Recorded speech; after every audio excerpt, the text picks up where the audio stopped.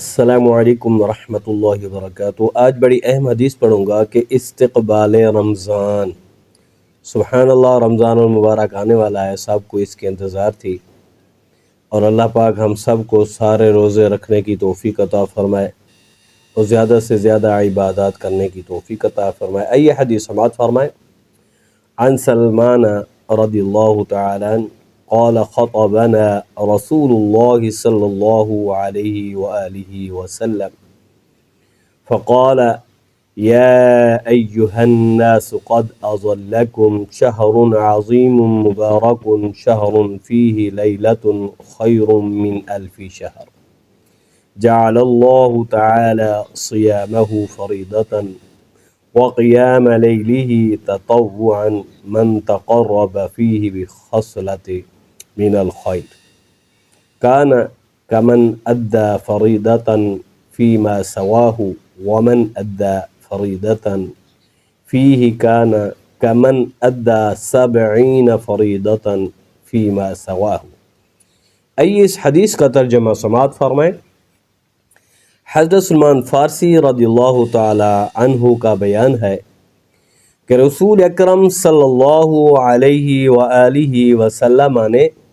شعبان کے آخری دن ہمیں خطاب کرتے ہوئے فرمایا، لوگوں، ایک بابرکت ماہ عظیم تم پر سایہ فگن ہونے والا ہے، یعنی بڑی برکتوں والا مہینہ آنے والا ہے۔ اس میں ایک رات 1000 مہینوں سے بہتر ہے، یعنی اس رمضان المبارک میں ایک ایسی رات بھی ہے جو 1000 مہینوں سے بہتر ہے، یعنی باقی 1000 مہینے عبادت کرتے رہیں تو وہ ثواب نہیں ملے گا جو اس رات عبادت کرنے والوں کو ملے گا۔ اور اللہ تعالیٰ نے اس کا روزہ فرض اور رات کا قیام نفل قرار دیا ہے، یعنی کہ یہ جو تہجد وغیرہ کے نوافل پڑھتے ہیں اور باقی جو عبادات کرتے ہیں، کیونکہ اس وقت جلدی اٹھتے ہیں تو اس وقت خاص طور پر تہجد کا ٹائم ہوتا ہے، کیونکہ سحری تو سب نے کرنی ہوتی ہے، چلو 2-4 رکعت جو ہے تہجد کے نوافل بھی پڑھ لیں تو اس سے اللہ تعالیٰ کا قرب نصیب ہوتا ہے۔ جس نے اس میں کوئی نفلی کام کیا تو وہ اس کے علاوہ باقی مہینوں میں فرض ادا کرنے والے کی طرح ہے، یعنی کہ باقی جب ہم نفلی یعنی کہ کوئی نوافل وغیرہ پڑھتے ہیں، نفلی کام کرتے ہیں، تو رمضان المبارک میں وہ نفلی فرض کے برابر ہو جاتا ہے، سبحان اللہ۔ اور جس نے اس میں فرض ادا کیا تو وہ اس شخص کی طرح ہے جس نے اس کے علاوہ مہینوں میں 70 فرض ادا کیے، سبحان اللہ سبحان اللہ۔ یہ میرے آقا امام الانبیاء حضور علیہ السلام کا فرمان سماعت فرمائیں،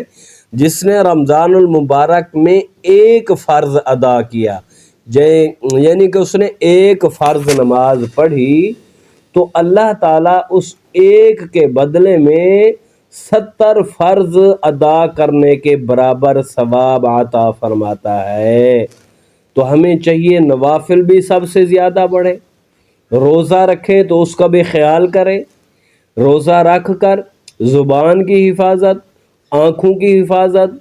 کوئی بری چیز نہ دیکھیں، کانوں کی حفاظت،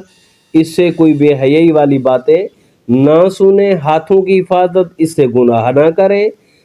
پاؤں کی حفاظت، گناہ کی طرف چل کر نہ جائیں، بلکہ پورے کا پورا روزہ ہم ایسے رکھیں کہ ہمارا روزہ اللہ کی بارگاہ میں قبول ہو جائے۔ اور یہ جو حدیث ہے مشکوٰۃ شریف کے اندر موجود ہے، کتاب الصیام فصل الثالث، تیسری فصل ہے، اس کا جو نمبر ہے 1965 ہے۔ تو دعا ہے اللہ تعالی ہم سب کو رمضان المبارک کے سارے روزے رکھنے کی توفیق عطا فرمائے اور زیادہ سے زیادہ عبادات کرنے کی توفیق عطا فرمائے، اور اللہ پاک ہم سب پر اپنا خصوصی فضل و کرم فرمائے۔